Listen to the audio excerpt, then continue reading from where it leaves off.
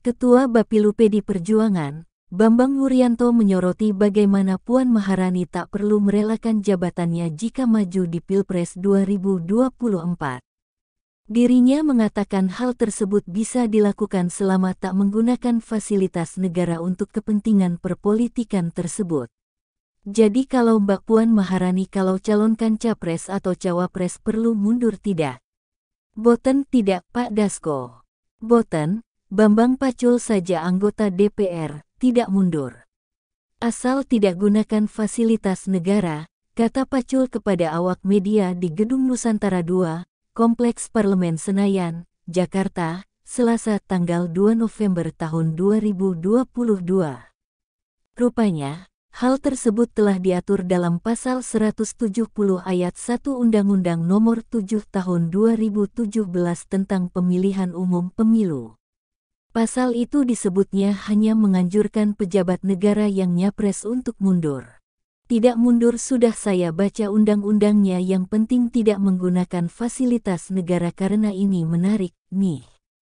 Tidak mundur, sudah saya baca yang penting tidak menggunakan fasilitas negara, ujar Ketua Komisi II DPR RI tersebut.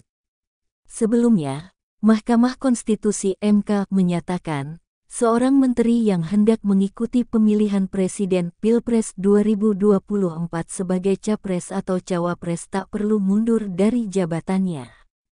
Keputusan tersebut dibacakan langsung oleh Ketua MK Anwar Usman yang tertuang dalam Putusan Perkara Nomor 68 PU/XX 2022 yang diajukan oleh Partai Garda Perubahan Indonesia (Garuda).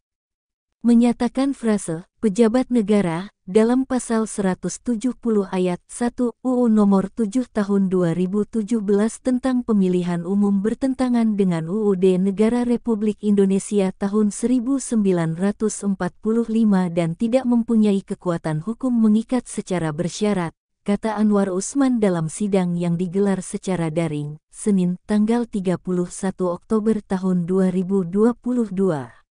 Dalam putusan perkara ini, MK menambahkan jabatan yang dikecualikan. MK memasukkan menteri sebagai pejabat negara yang tak perlu mundur saat mencalonkan diri sebagai capres atau cawapres.